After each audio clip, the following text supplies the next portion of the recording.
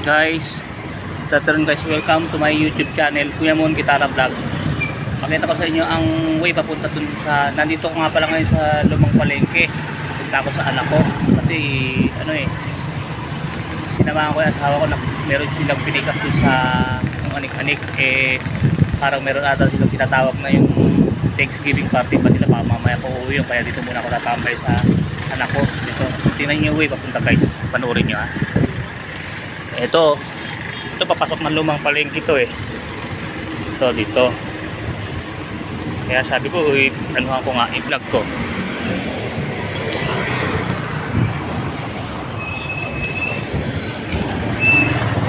Okay, so yan yung papunta sa Lumang Palengke. Ayan o,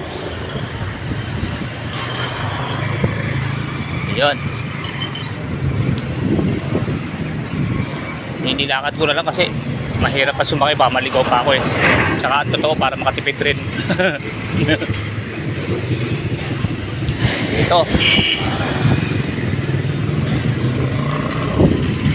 Itong way na to papuntang triangle to, pagka diretso mo yan, ayan o, pag kumanang ka. Dito naman pag kumaliwa ka, ito yung papunta sa bahay ng anak ko.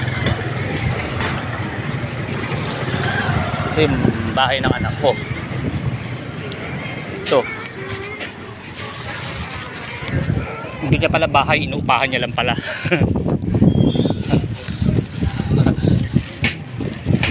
Baka bahay inuupahan lang. Yan o, dito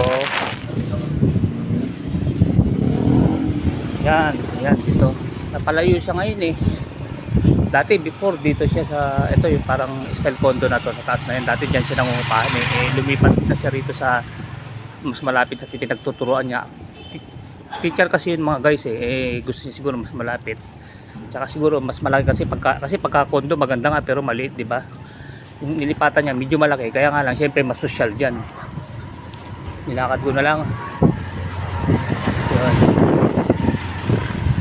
Ito guys, kung hanggang saan maputol to, basta basta ito lakad lang ako ng lakad ito yung pinaka vlog ko, lakad lang ng lakad.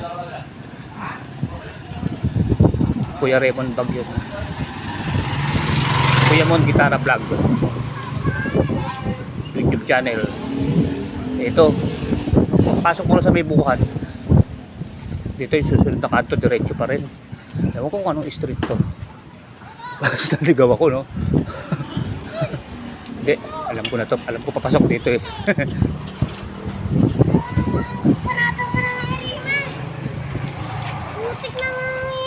mamaya pa naman ang pagtitipo namin sa hapon, kaya sabi ko paglabas ko rito diretso na ako sa church. Ang init kasi dun sa tindahan pagtanghali. Sabi ko dito na lang ako magtutulog habang hinihintay ko yung asawa ko. Dito medyo presko sa bahay niya, masarap matulog, kaya dito ako magpapalipas ng oras. Yung mga anak ko naman ganun din, umalis din sa bahay yung dalawa kong lalaki dahil may Thanksgiving daw sila rin na tinatawag ngayon. Siyempre iba naman ang nila sa akin, ako lang medyo hindi na nag-aano sa ganyan kaya hayaan ko lang sila, ganun lang naman yan yung nila beliefs nila, di ba mga guys, na mga ka-MCGI. Ako pa lang ang MCGI kasi sa amin, sana loobin maalit ko sila. Ba't mali ata ako ng pinasukan, ba't parang alayo na ng nalalakad ko.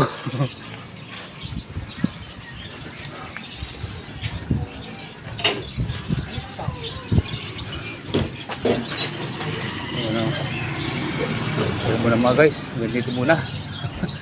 Mali ata ako ng pinasukan. Dito pa ata yun guys, kita muna guys tuloy ko na lang mamaya. So guys, tuloy ko na. Dito pala yun, lumagpas ako, nagdire-diretso ko dun. Sabi ko ba tinahanap ko yung gate niya? Ito pa yun, ito pala yung gate niya nagagawa pa ata.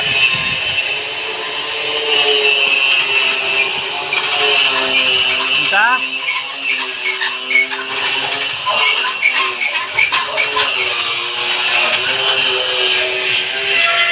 Tapos hindi pala rito. Trespassing tayo nun. Hindi, ito sigurado na ako rito. Tatawa ako. Umabot ako rin sa dulo. Bumalik na lang ako doon guys. Tingnan yan. Dinerecho ko yan, oh. Nagkamali ako. Ito pala yung gate nila. Hindi ako nakalimon sa kaliwa eh. Sabi na nga ng asawa ko, baka raw maligaw ako. Naligaw nga ako. Ito na. Hello! Ay, ito ako po ko si Jesus po. Panoorin tsaka yung... Kiss mo na mga baby ko. Snipis nila po. Kissy mo yung Ay, may bagal-balabas ako eh. kiss sa head. Sus! Head. Muhid lang. Sus na yan. Ilan buwan ka na. Ron! Nagkamali ako. Ay, yung manugang ko pala. Mga guys. Aaron. White po. Umabot ako sa sabi ko, parang wala hinahanap ko yung gate nila. Sabi ko parang subdivision na to. Di ba kung dumating ko rin parang subdivision na itsura? Opo. Kasi naman, Naglakad na lang ako pabalik. Sabi ko parang iba na to ah. kasi guys, hanggang dito na lang ah. Pasok muna ako sa bahay ng anak ko. O kaya ng dati, Kuya Raymond Gitara Vlog. Keep safe, keep healthy. Always trust God. Maraming salamat po sa Diyos. Bye bye po. Thank you for watching. Naligaw si Kuya Mon.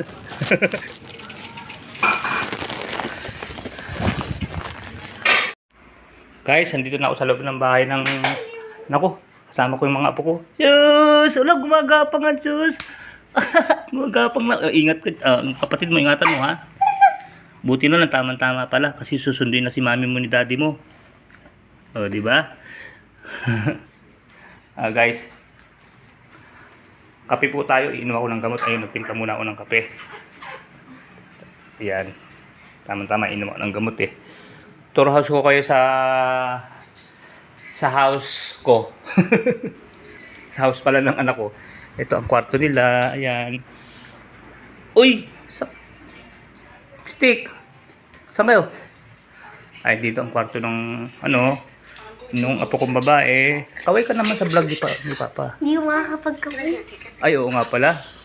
Karga-karga pala ang cute namin. Ang cute. Ay, tumatawa na po. Kuya, mo pa. Tumatawa. Kanina nagsasalita ng babati siya, no? Tinatawag ako nung nagkakape ko. Ay, umiyak na. Nilapag na siya eh. Ay, baka mauntog. Tik, wala bang pampatikas dito sa sa gilid rito. Matigas ng kahoy ah. Baka mauntog siya. Lagyan natin sauce ng unan. Ako. Ba't ganito? Siya ka na. Nung may trabaho pa si Papa, yung binili kong kuna sa'yo, Tek, hindi ganito, hindi kahoy. Doon pa namin binili sa magsaysay ni Lola mo. Yung, kita mo yung mo? Ang mahal ng kuna mo na binili ko sa'yo nun. May mga pom-pom pa nun. Talagang hindi ka mauuntog. Eh ngayon, trabaho si Lolo. Kaya tiis ka muna sa China. Sus, ito lang ko, kaya muna ni mami mo eh. Ayos lang yan. Basta lagyan lang lagi ng unan. Nung baby ka, Tek, nasa amin ka eh. Yung kuna mo ron, yung binili namin ni yung lalagyan namin ng dito sa gilid, yung may kasama siyang para papom. May pasunod na pom yung ilalagay mo, isisiksik mo lang na gano'n, no. Baby ka pa nun eh. Tapos naibenta pa namin yung Tek nung malaki ka na. Nabili pa yun. Kapag ewan ko kay mama baby mo. Uy, sumisilip siya. Ay, Tek, baka gustong dumidi. Tinitingnan niya yung daddy niya, lalaglag oh. Ganyan yan, Papa, pag ayaw niya na. Binato niya na? Bakit? Ganyan yan si Zeus pag ayaw niya na siya tapon niya. Eh, bumagsak na rito. Baka magtay siya pag diniti ulit. Huwag na to. Bago na ulit. Na yan. O, bago na ulit. Huwag na to. Bago na ulit ha. Pag ayaw na, binabato mo na disposable. Ang galing ng apo ko ha. Huwag ganun ha. Pag lumay ka na. Pag laay mo, huwag ganun ha. Okay lang yun pag baby ka pa. Baka pag laay ka na. Pag ayaw mo na ng mga plato, itatapon mo na. Para kang puro disposable ang gawin mo ha. Uy, kilala na ako ng apo ko ha. Kanina naiilang pa sa akin ang baby ko eh. Gusto ko talaga ikis eh. Kaya lang magkakarashes ka eh. Gigil na ako sa'yo. Gusto na kitang ikis. Sa ulo na lang. Ay, mahabol na siya sa akin. Uy, apo ko. Ang mahal kong apo. Yes! Alam, sumingiti siya, Pap! O, syempre, kilala niya na ako eh. Pero pagka nagbibideo call kami minsan, sumismangot na hindi na ako kilala. Kilala mo na ako. Matagal na natin hindi nagkita eh, no? Teka, lalayan mo siya dito, baka bigla siyang umano yung... Ay, teka, tumatawag ka ata si mama, tumutulog ang keypad cellphone ko. Tek, alalayan mo si Sus ito, baka biglang tumama siya sa kahoy eh. Ganyan yung papay niya yung tutumba. Nagre-ring, sandali. Ay, baka si mama mo na to. Ano ba yung cellphone ko? Ay, nasa dito ka pala. Huwag susuko. Baka biglang ano yun na. Patay na. Matuto ka magtyaga. Sasagutin din kita. Hello? Sabi ko na, sumuko na. Hindi nagtyaga eh. Pinatay. Hello? Wala na. Sumuko na. Ako na lang tatawag sa kanya maya. Buti na lang may load ako. Nilodan niya ako ng 20. Hindi marunong magpahinuhod eh. Pinapatay agad eh. Balibasa, wala pang aral eh. Hindi nagpahinuhod, pinatayan agad ako. Wala ka, magkakape muna ako. Sasabihin mo lang naman nandiyan ka na sa nag-uumpisa na yung salo-salo nyo eh. Hindi ko kumustahin lang ako noon, kaya tumatawag kung nakarating ako rito o hindi naligaw. Tek, alamin lang ni Mama Baby kung di ako naligaw, kaya tumatawag yun. Nagkaalala yun. Kasi dati naliligaw ako. Dati nga minsan malagpas ang jeep ko sa kanto natin sa Calabacoa, di nakakarating ako ng Santa Monica. Hindi ko Ano napapal... ginagawa mo pag nalagpas? Eh di sumasakay ako pabalik. Buti na lang may sobra akong pamasahe minsan. Eh kung wala, di lalakarin ko yun. Malayo ba yun ba? Hindi. Buti hindi naman sa awa naman ng Panginoon, hindi naman ako napapalayo ng masyado. Biglang makikita ko na lang na, ay, ang layo na pala ng marating ko. Ay, sumigaw ang sus namin, bakit? Nagpapapansin ang sus. Oh, bakit?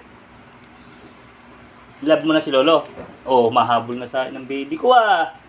Magbakasyon ka na sa amin. Namin ka na. Sama ka na namin. Kaso ba hindi pumayag si daddy mo? Sabi na love ka ng daddy mo, ayaw mawawalay ka eh. Bagay, ayos yun. Gusto ko yung ganun.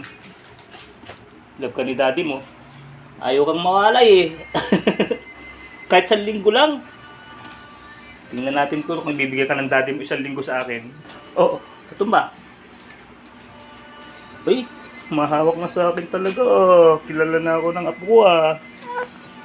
Guys, dati po kasi, nung first month tsaka second month ito, lagi kong dinadalaw, eh, nalagpasan ako, lumaki. Lagi pupunta na lang dito yung asawa ko. Kaya pag nagbi-video call, tawa siya ng tawa pag ang kaharap niya yung lola niya. Pagka sumingit na ako, biglang sisimangot. Hindi ko alam kung natatakot sa akin o ano eh. Eh ngayon, ito nung una ayaw lumapit sa akin eh. Ngayon lumalapit na oh. Nung una kanina, tinitigal lang ako tapos umiiyak eh. Tatakot. Ganun talaga pag bata eh. O ngayon oh, habol na siya oh. Siyempre, lukso ng dugo, lolo mo ko, hahabol ka talaga. Hindi lang kita makis eh, kasi may balbas ako eh. Sa ulo lang. Ulo-ulo lang. Ulo? Teka, anong ginagawa mo? Hindi drawing. Oh, sige. Paano kaya yan, Tek? Teka muna ha. Guys, tuloy ko na lang ito mamaya ha. Itong apo ko eh, habol eh. Sige, sige. Sige Ron, sige. Tuloy ko lang ito mag-ano ko. Sige Ron. Thank you. Thank you. Ano lang ako rito. Bablog lang ako ng konti. Guys, magpapaliwanag nga pala ako kaya sabi ko kanina iinom ako ng gamot. Actually, hindi naman ako umiinom ng maintenance ko para sa sugar ko tsaka sa BP. Kasi ayos na yung BP ko. Laging ano lang, nasa 120/80 na maintain nung banaba eh. Tapos minsan nga meron pa akong 110/70. Kaya pinapatigil na ako minsan ng misis ko sa banaba kasi baka masobrahan daw sa baba. Kasi nakatulong din sa pagpapababa yun eh. Tapos yung iniinom kong gamot parang ano na lang yung parang para daw oxygen na lang sa utak, yung citicoline. Alam ng mga doktor yun, yung citicoline, yung tapos pregabalin. Kasi ano daw yun sa yung parang may oxygen yung ano mo, tsaka parang pain reliever din siya. May kasama siyang pain reliever para yung minsan kasi sumasakit pa yung ano ko, yung balikat ko. Parang ganun. Pero yung sa maintenance ko sa sugar, yung metformin, wala na. Tapos yung atorvastatin naman, yung sa high blood, hindi na ako umiinom nun. pinatigil na sa akin ng doktor yun kasi okay naman na raw yung BP ko tsaka yung sugar ko. Kaya hindi na ako nagaganon. Ang pinatuloy na lang yung Citicoline kasi siyempre iniiwasan yung dating nagano sa ulo ko, yung parang ano yun, para nakakatulong para umaano yung oxygen niyo ba sa ano sa ugat niyo sa ulo. Ganun lang guys. Bali pahabol na lang to kasi kanina may nabanggit ako sa vlog ko na nagkakape ko, 'di ba, iinom ako ng gamot. Yun. Yung sa sugar ko kasi nag-aano na lang ako, nagme-maintenance na lang ako ng yung pinakatubig ko, Banaba. Pag kumakain ako, yun ang pinakatubig ko, nilalagay ko sa rep, Banaba drinks. O sige po guys, bye bye, pahabol lang po yun. Kuya Raymond Vlog, keep safe, keep healthy, always trust God. Maraming salamat po sa Diyos. Goodbye na po sa channel ni Kuya Mon Gitara Vlog. This is Kuya Mon signing off. Maraming salamat po. Bye bye po, thank you for watching.